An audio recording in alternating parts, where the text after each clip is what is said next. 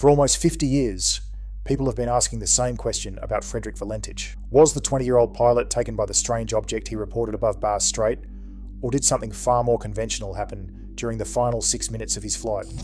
The radio transmission is real. His report of unidentified lights is real.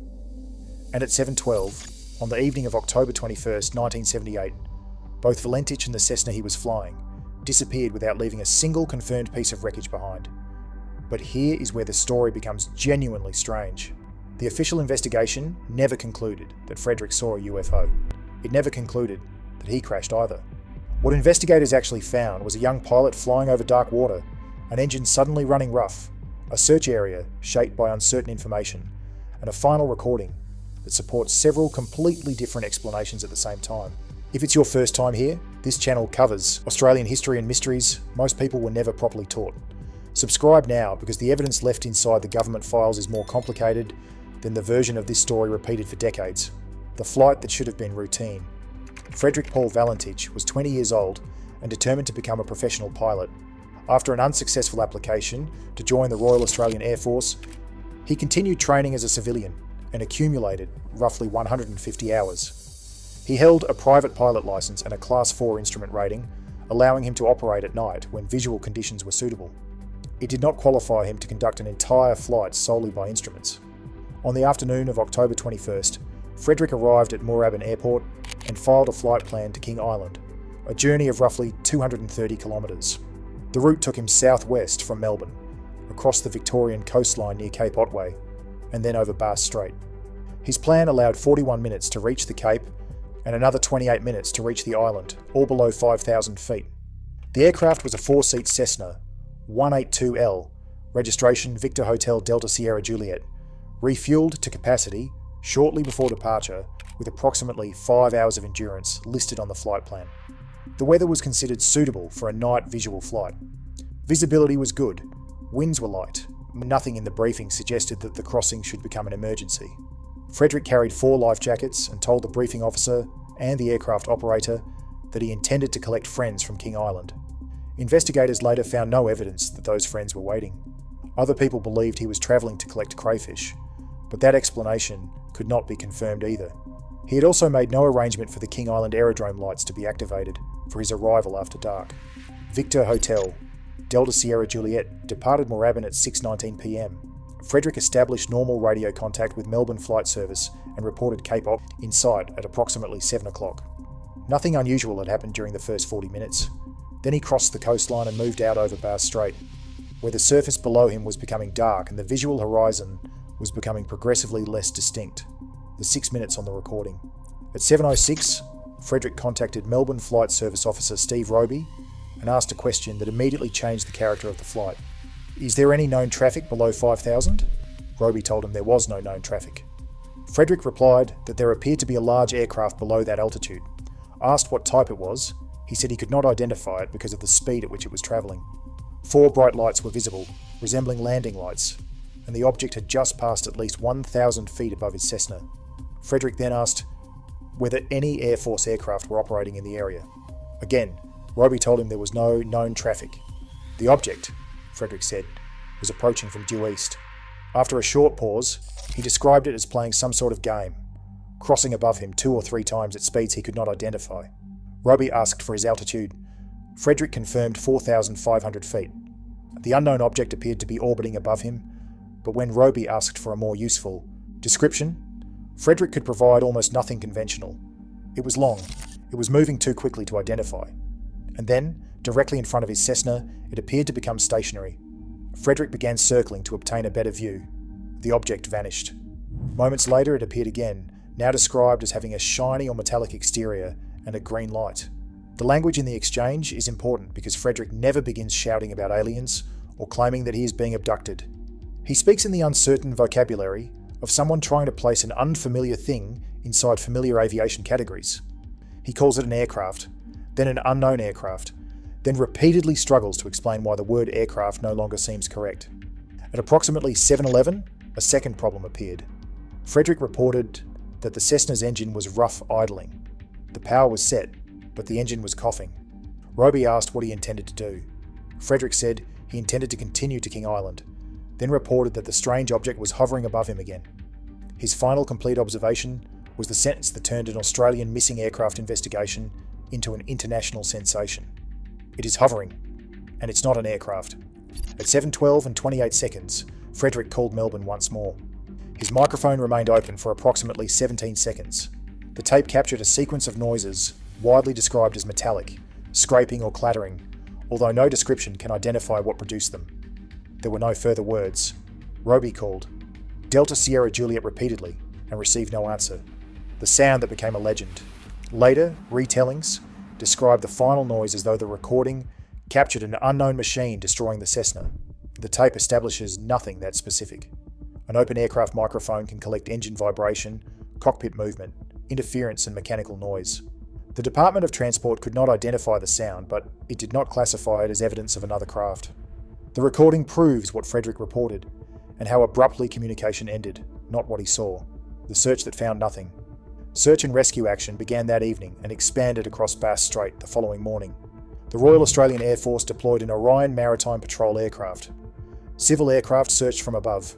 3 large King Island fishing vessels were chartered to examine the surface, departing Curry Harbour at first light and spending 13 hours in the operation. Across 5 days, the combined search logged 62 hours and 35 minutes in the air and on the water. On October 24th alone, 7 civilian aircraft covered approximately 5,000 square nautical miles. Searchers located an oil slick inside the wider area, raising immediate hope that the Cessna had finally been found. Samples were examined and traced to a stationary marine source. The slick had not come from the missing aircraft. No emergency signal was detected, no body was recovered, and no confirmed fragment of Victor Hotel Delta Sierra Juliet appeared anywhere along the route. The active operation ended on October 25th. Search coordinators calculated how wreckage might drift through Bass Strait and continued checking later reports, but the central result never changed. In December, Tasmania Police recorded that no evidence had been obtained to indicate what happened to either the plane or the pilot. The Department of Transport eventually closed the air safety case, with the cause listed as not determined, presumed fatal. Who Frederick actually was. The disappearance became inseparable from the UFO subject, partly because Frederick had already developed a strong interest in it. His father Guido later said his son believed unidentified flying objects were real and had worried about encounters with them. Frederick reportedly studied the subject, watched for unusual objects, and had spoken about the possibility of contact before his final flight. Some writers use this to dismiss everything he said. Others treat it as proof that he recognised what was following him. Neither conclusion is justified by the fact alone. Expectation changes perception. Someone familiar with UFO stories may interpret an ambiguous light differently from someone who has never considered them. That does not make the light imaginary. It means Frederick's prior beliefs formed part of the framework through which he tried to understand it. The lights reported after he vanished. In the hours and days following the disappearance, people across southern Australia came forward with accounts of unusual objects, bright white lights, and in one frequently repeated case, a green light moving erratically. These reports are often presented as independent confirmation that something extraordinary was operating over Bass Strait at exactly the same time. The official search file records a much less convenient picture. King Island police checked for unusual sightings or sounds on the night Frederick disappeared and recorded none. Mount Stromlo Observatory advised search authorities that October 21st coincided with the peak of a meteor stream, producing an estimated 10 to 15 visible events per hour across the country. That offered a straightforward explanation for at least some of the brilliant white lights reported over a very wide area. A meteor does not hover above a Cessna for 6 minutes, circle an aircraft, or appear metallic. But the meteor activity demonstrates why the later reports cannot all be joined together as though they describe one object. Some were brief streaks, some were stationary lights, and some emerged only after national coverage had publicised Frederick's account. They do not provide the precisely timed independent confirmation the most dramatic version requires. The explanation pilots fear. Spatial disorientation occurs when the body's sense of movement no longer matches the aircraft's actual position. In daylight, the horizon tells a pilot which way is level. Over dark water, especially during the transition from sunset into night, that reference can disappear. The inner ear then begins supplying information that feels completely convincing and may be completely wrong. A slow bank can feel like straight and level flight. A pilot who corrects that bank may feel as though the aircraft is turning in the opposite direction and unconsciously roll back into danger.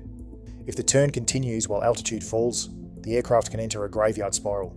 Airspeed increases The pilot pulls back to stop the descent, and the tightening turn drives the aircraft downward even faster.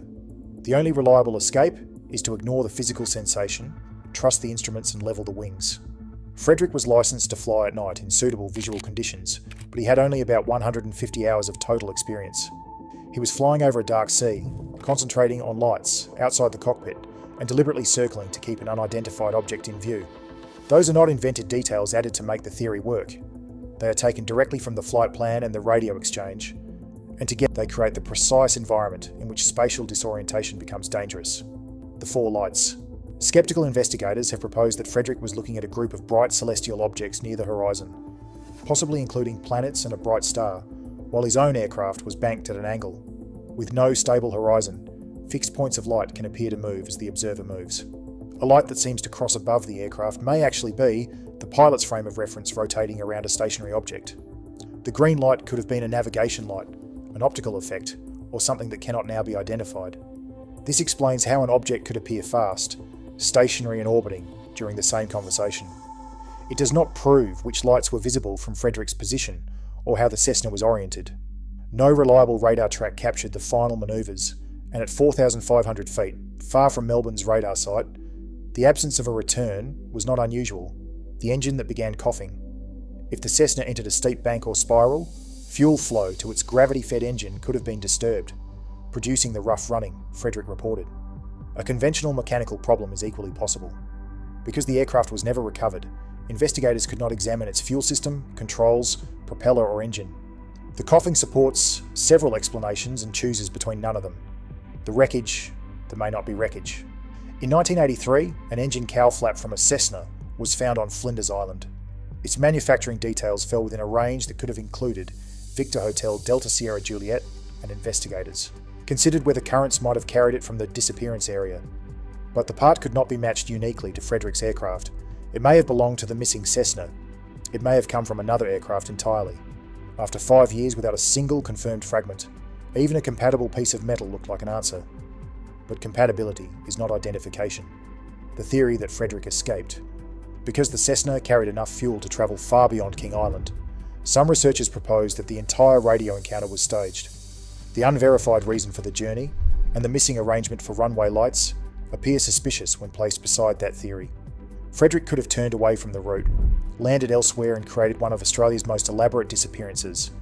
What this explanation has never produced is Frederick. No reliable later sighting, financial trail, new identity or recovered aircraft demonstrates that he survived. It requires an inexperienced 20-year-old to perform a convincing 6-minute emergency conversation, land a highly identifiable Cessna without attracting attention, conceal it permanently, and abandon everyone he knew without leaving evidence. The unclear travel plan is real. The successful escape built around it is speculation.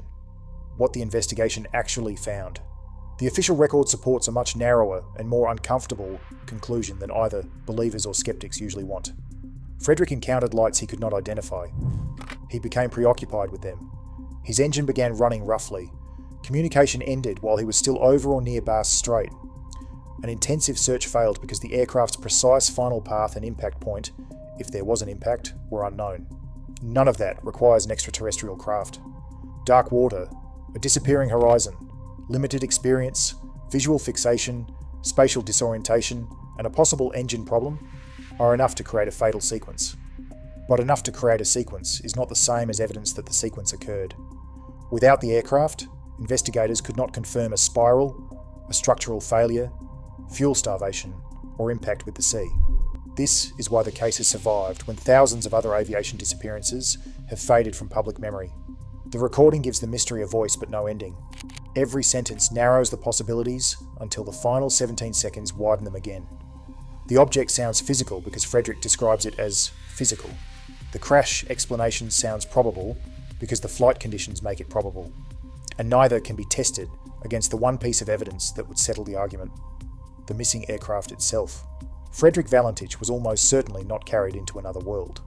The simplest explanation is that a young pilot lost control or suffered an engine problem over dark water and entered Bass Strait before he could transmit a conventional distress call. The ocean, uncertain position and limited daylight then prevented searchers from finding him. That explanation fits known aviation hazards and requires nothing supernatural. It is also still only an explanation. The government did not solve the disappearance and then hide the answer inside a UFO file. It searched for 5 days, examined the reports, investigated the oil slick, recorded the meteor activity, and eventually admitted that the evidence stopped before a cause could be established. Frederick's final words were never proven to describe an alien craft. They were never proven to describe an illusion either. What remains is a 20-year-old pilot, a real voice preserved on tape, and an aircraft that should have left something behind but did not. Not because Bass Strait breaks the laws of nature, and not because every light in the sky must have been part of the same event, but because ordinary accidents become permanent mysteries when the one object capable of explaining them disappears into deep water. Cause not determined. Presumed fatal. That is not the dramatic answer repeated in documentaries and UFO books. It is the only answer the evidence has ever supported. If this changed how you see the disappearance of Frederick Valentich, leave your theory in the comments. Subscribe for more Australian history and mysteries hiding in plain sight. See you on the next video.